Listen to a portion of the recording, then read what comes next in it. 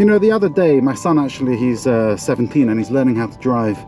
So he keeps on sending me links to cars he wants to buy or is thinking about buying after he passes his driving test.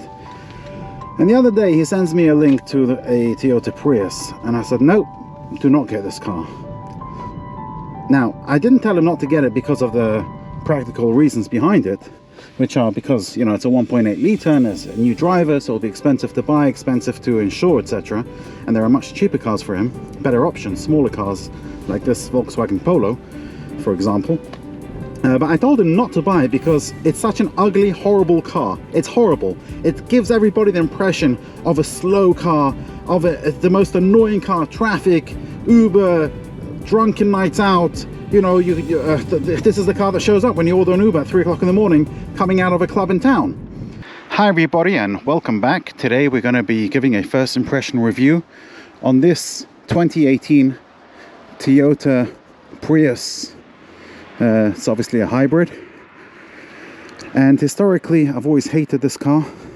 I'll tell you why in a minute, and I'm hoping that after today's review I might actually like it a little bit. If it's your first time here, welcome. My name is Sholly. I put these videos out every other day. They're not just reviews, I also throw in a little bit of comedy in them and sarcasm, obviously. Feel free to like the video, subscribe to the channel, get involved in the comment section below, and let's get straight into it. And being it's a first impression, what do I feel? Well, I've literally only just picked up this car 1 minute ago from around the corner, and I've put it here. Right, so we're greeted by this top screen here, the dash, which is very familiar in Toyotas and Priuses, well, mainly Priuses. It's got all the main information you need, your speed, power, and that thing over there. I discovered you can actually change what you have over there by pressing this button on the steering wheel, and you can have different things that pop up over there.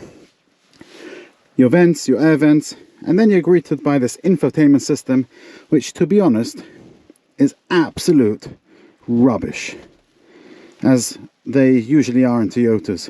It's not great, it's very laggy, it is a touch screen, but it's not very good. There are no physical buttons, shortcut buttons for this system, and if you've been watching my videos you'll know that we love shortcut buttons, especially to use whilst you're driving, because when there are no buttons you can get distracted from the driving. However, the Climate does have physical shortcut buttons, and for that we've got to give it some extra points.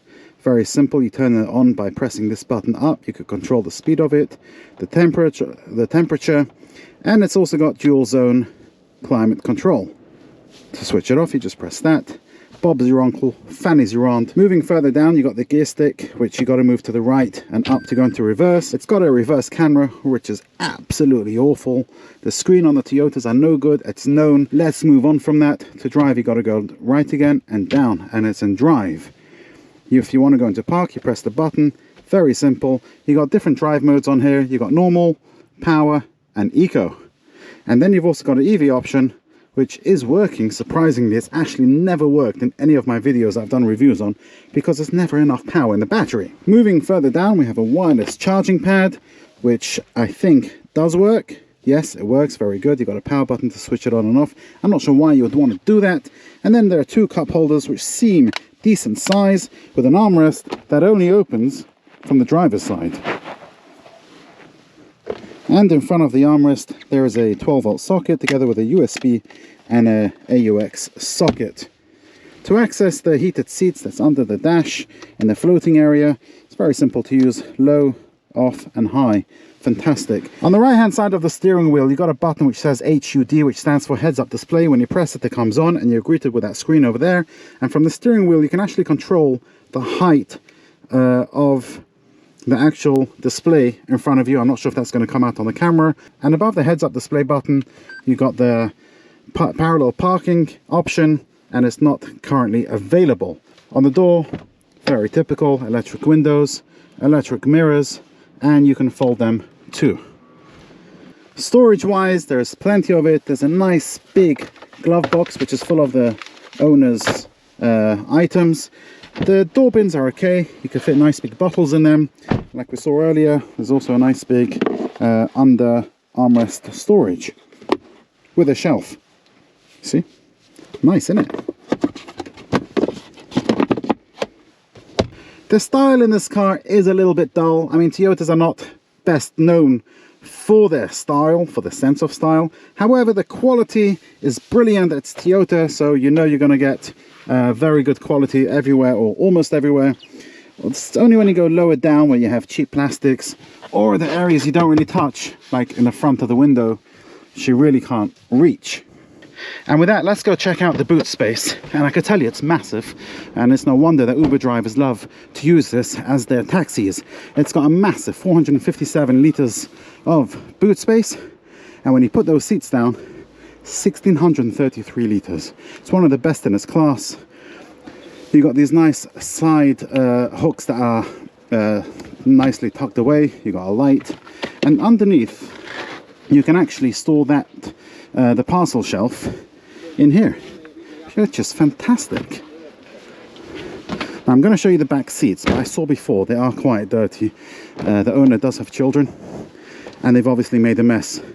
But it's very spacious. I'm sure you all know that. Everybody's been in one of these for an Uber at some point. They're practical too. The armrest comes down, and inside you get 2 cup holders. It's very comfortable. There's plenty of leg room. The headroom is okay if you're not too tall. You get isofixes if you need to put car seats in. The car is a 1.8 litre engine with 121 horsepower. The 0 to 60 time is 10.4 seconds with a top speed of just 20 miles an hour. Now, I don't think those figures are correct, because I'm sure this car goes faster than 20 miles an hour. There we go. You see, it does go faster. Uber drivers, why do you have to go 20? A maximum of 20. Whether the speed limit is 30, 40, 50, you guys just do 20 miles an hour. Is it because at 21, that's the cutoff point where the engine kicks in, and you don't want to have to spend any money on fuel? Come on, guys. This is why people hate this car. You go so bloody slowly.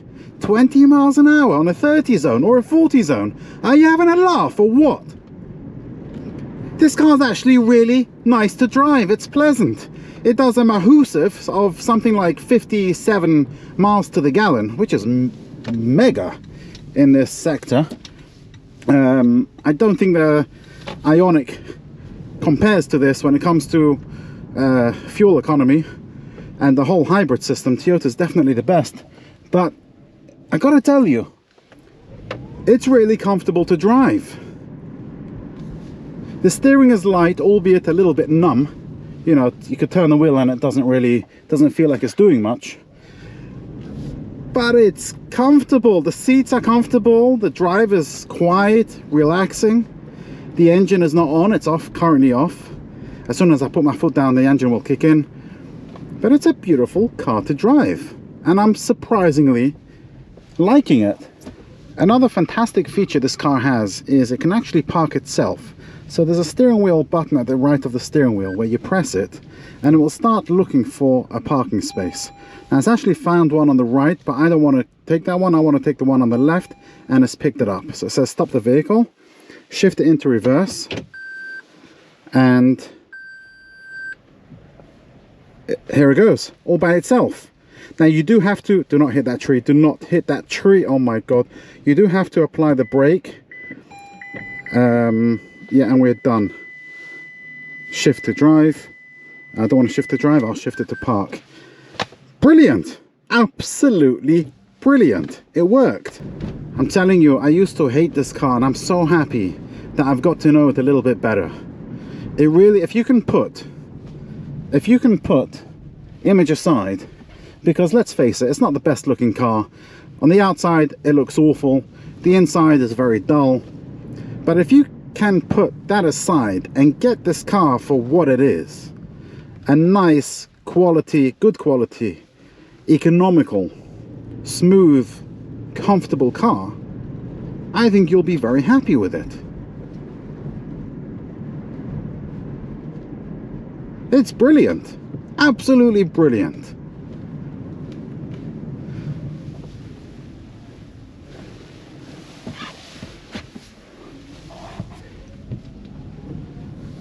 You know, the other day, my son actually, he's 17 and he's learning how to drive. So he keeps on sending me links to cars he wants to buy or is thinking about buying after he passes his driving test. And the other day he sends me a link to a Toyota Prius, and I said, nope, do not get this car.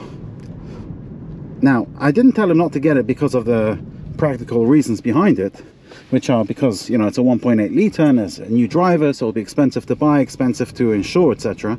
And there are much cheaper cars for him, better options, smaller cars like this Volkswagen Polo, for example.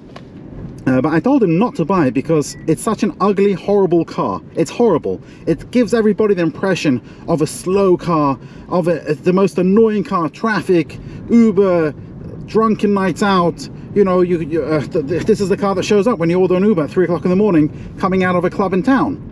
And that's why I told him not to buy it, because of it's an ugly, horrible car. But I'm actually thinking to myself, this is not a bad car. I kind of like it. And it's got some punch to it too. Anyway, I hope you've enjoyed this video and this review. If I changed your mind a little bit about the Toyota Prius, give this video a thumbs up, subscribe, and you have a good day. Thank you for watching.